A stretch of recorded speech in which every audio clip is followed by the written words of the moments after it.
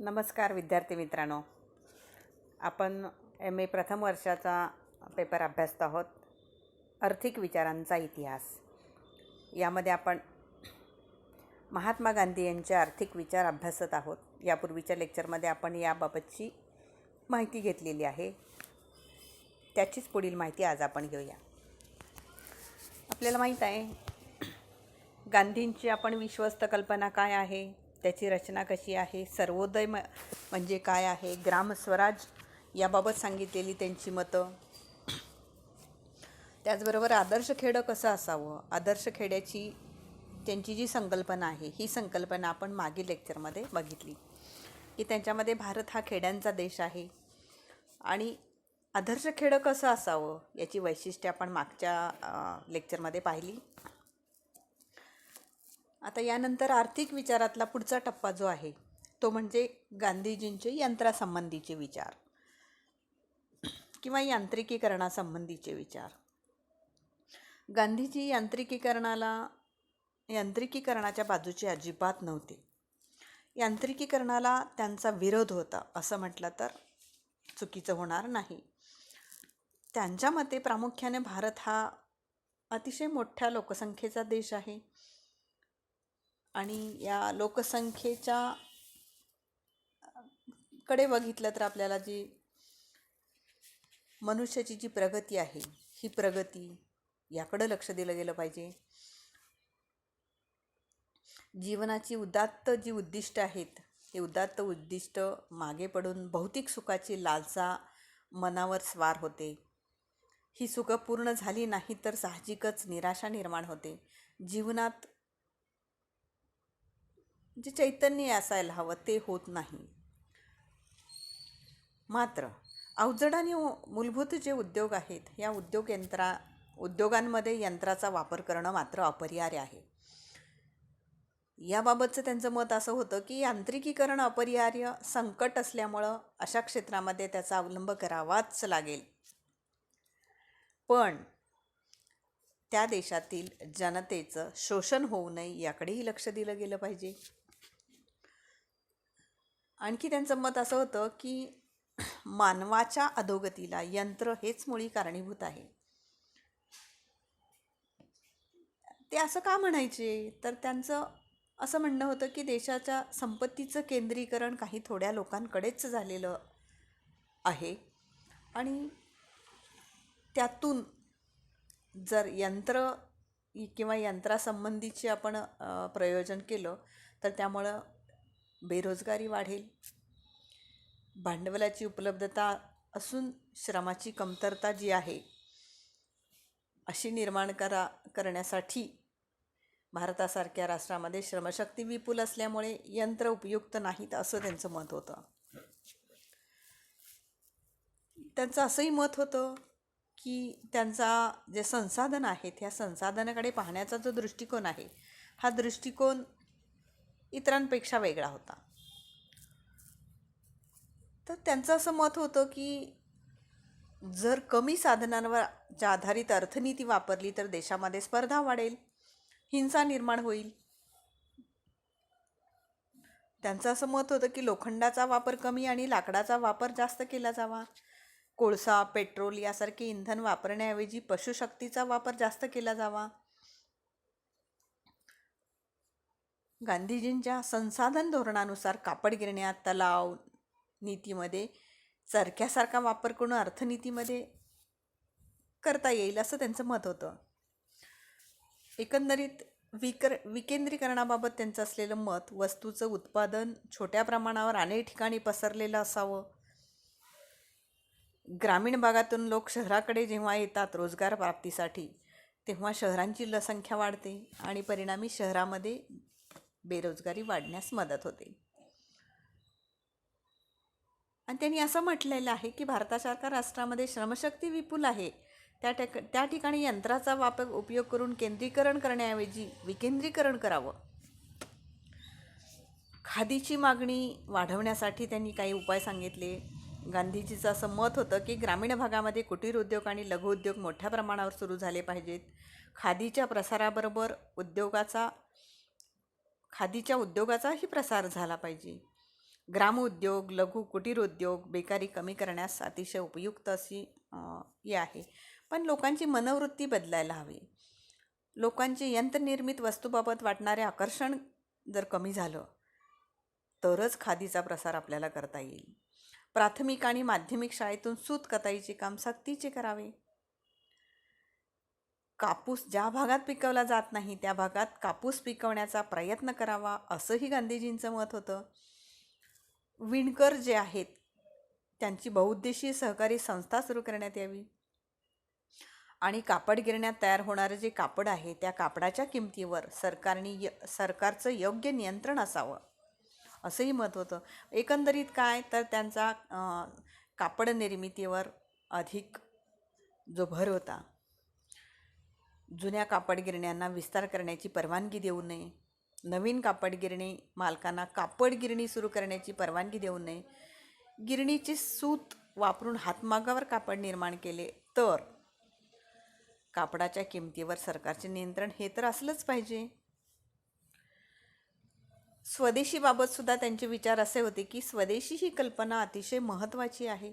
या कल्पनेचा त्यांनी आग्रहाने पुरस्कार केला. लोकमान्य टिळकांची पण जी चतुसूत्री होती यातून सुद्धा स्वदेशीचे विचार मांडलेले होते. स्वदेशीचा पुरस्कार करणे, प्रसार करणे, स्वदेशीचा स्वीकार करणे हे महत्त्वाचे त्यांचे मत होते. आणि यामध्ये आपल्याला परदेशी वस्तूंची मागणी करण्यापेक्षा आपल्या देशातच वस्तूंची निर्मिती केली जावी आणि त्यातून बाजारपेठ अधिक विस्तृत व्हावी असंही त्यांचं मत होतं.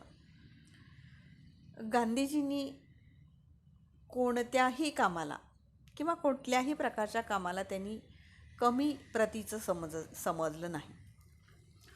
श्रम कोणतंही असो,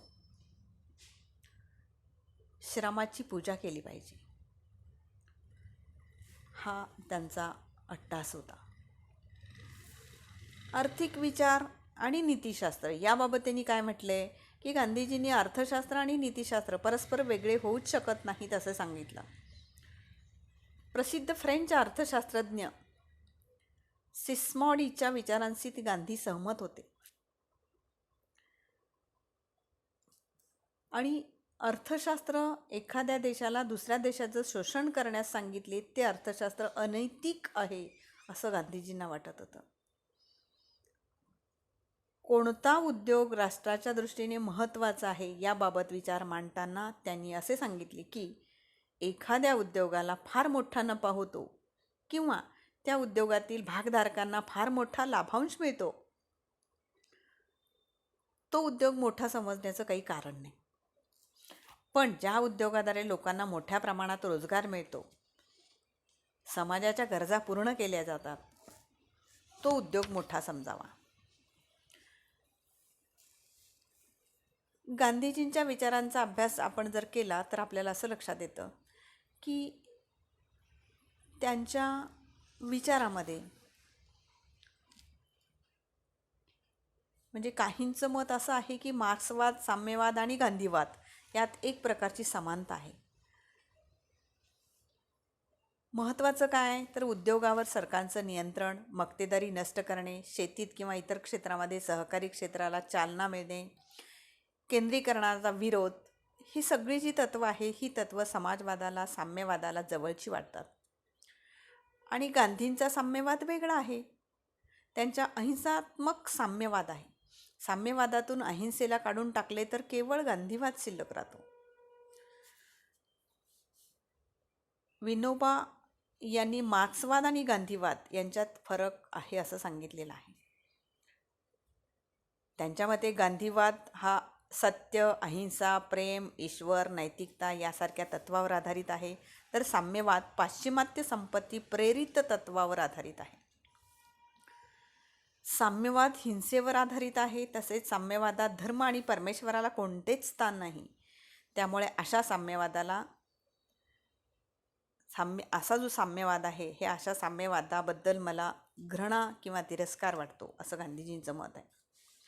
तर हे जे गांधीजींचे आपण वेगवेगळ्या प्रकारचे आर्थिक विचार बघितले, यंत्रासंबंधीचे असतील, स्वदेशी विश्वस्त संकल्पना असेल, किंवा लघुउद्योगासंबंधीचं त्यांचं मत असेल, स्वदेशीबाबतचं असेल, श्रमप्रतिष्ठेबाबत असलेले विचार असतील, म्हणजे ह्या सर्वच याच्यातून गांधीजीच्या विचारांचं जर आपण मूल्यमापन केलं तर गांधीजींचं नाव समाजसुधारकाच्या इतिहासामध्ये अमर राहील, यात काही शंका नाही. त्यांनी मांडलेले आर्थिक विचार, त्यांच्या संदर्भातील त्यांचे मूल्यमापन हे आपण करतो आहोत. गांधीजींनी भारतीय परिस्थिती आणि समस्या योग्य जाण ठेवून आपले आर्थिक विचार मांडले. त्यांच्या आर्थिक विचारामधील 2 महत्त्वाच्या कल्पना, त्या म्हणजे कोणत्या? साधी राणी आणि किमान गरजा. भारतीय समाजाने या तत्वाचा जर स्वीकार केला तर आर्थिक प्रश्नाची सोडवणूक सहज करता येईल, असं त्यांचं मत होतं. गांधीजींनी भांडवलशाही सुधारणेचा मार्ग, स्वदेशीचा पुरस्कार, ग्रामोद्योगावर भर, हे जे केलेलं आहे. पण याच्यामध्ये आपल्याला असं दिसेल की गांधीजींचं हे जे मत आहे, हे मत टीकाकारांना मात्र अजिबात मान्य नव्हतं. तर हे टीकाकार बऱ्याच वेळा काय असतं की टीकाकार आपल्या वेगळ्या बाजूनी विचार करून याचा टीका करत असतात. तर टीकाकार विचार करताना भांडवलशाही सुधारणेचा मार्ग हा त्यांना अपेक्षित नाही. तर गांधींनी यांनी समाज परिवर्तनाचा एकमेव अहिंसक मार्ग सांगितला, विश्वस्त संकल्पना मांडली, हिंसेचा मार्ग न स्वीकारता भांडवलशाही सुधारणेचा मार्ग त्यांनी सुचवला. भांडवलदाराच्या हृदय परिवर्तनावर केलेला विश्वास महत्त्वपूर्ण असा आहे. स्वदेशीचा पुरस्कार, गांधींनी स्वदेशीचा पुरस्कार केला, याचा आजही स्वागत केलं जातं. भारतीय वस्तूंचाच आग्रह धरला, भारतातील उद्योगाचा विकास होईल, त्यायोगे उत्पादन वाढेल, परिणामी रोजगार संधी निर्माण होतील. आणि गांधीजींनी मांडलेला विचार हा देखील महत्त्वपूर्ण आहे. त्यांनी ग्रामोद्योगावर भर दिला, ग्रामोद्योगावर भर द्यावा, उद्योगाचे विकेंद्रीकरण व्हावे, हे विचारही महत्त्वाचे आहेत. आणि भारताचा विकास साधण्यासाठी सुचवलेली जी उपाययोजना आहे, हे निश्चितच महत्त्वपूर्णच आहे. आणि ह्या सगळ्या विचारांवर केलेल्या टीकेमध्ये आपल्याला पहिला टीकेचा मुद्दा सांगता येईल, ग्रामोद्योगावर अवास्तव भर. टीकाकारांचं मत असं आहे की ग्रामीण भारतात कायापालट करण्यासाठी ग्रामीण भागातील छोट्या छोट्या उद्योगावर भर दिला जावा, असं गांधींनी सांगितलं. परंतु भारताचा जलद विकास साध्य करायचा असेल तर लघुउद्योगावर अवास्तव भर देऊन चालणार नाही, असं टीकाकारांचं मत आहे. त्यानंतर जो आदर्शवाद आहे, तर गांधीजींची केवळ कल्पना आदर्शवादाची आहे. भांडवलदाराचं हृदय परिवर्तन केलं जावं, त्यातून आपल्या संपत्तीचा वापर समाजासाठी करू, याचा देखील त्यांनी विचार करायला हवा. विश्वस्त संकल्पनेमध्ये हा विचार त्यांनी मांडलेला आहे. पण टीकाकार काय म्हणतात, कोणत्याही व्यक्तीजवळ सत्ता व संपत्ती यांचे केंद्रीकरण जर झालं तर ती व्यक्ती उपयोग स्वहित साधण्यासाठीच करेल, समाजाच्या प्रगतीसाठी करेल, असा विचार मनात आणणं देखील चुकीचं आहे. आणखीन कुठली टीका केली जाते की गांधींचे जे मांडलेलं मत आहे किंवा विचार आहेत, हे विचार अनेक नामवंत टीकाकारांना की त्यांना असा प्रश्न पडतो की एवढे मौल्यवान विचार असताना जगातील अनेक राष्ट्रांनी, प्रामुख्याने भारताने गांधीजींचा विचार स्वीकार का केला नाही? याचं उत्तर आपल्याला जर बघायचं असेल तर असं म्हणता येतं की ते सध्य परिस्थितीला उपयुक्त नाही. जलद प्रगतीसाठी गांधींचे विचार उपयुक्त नाहीत. गांधीच्या विचाराचे अनुकरण करणे म्हणजे जागतिक प्रवाहाच्या उलट जाण्यासारखे आहे, असं टीकाकारांचं मत आहे. आणखी टीकाकार काय म्हणतात, ते जे मूलभूत उद्योग आहेत, मूलभूत उद्योगाकडे गांधीजींनी दुर्लक्ष केलेलं आहे. भारताची प्रगती केवळ शेती आणि लघुउद्योगावर होऊ शकणार नाही, असं टीकाकारांचं मत आहे.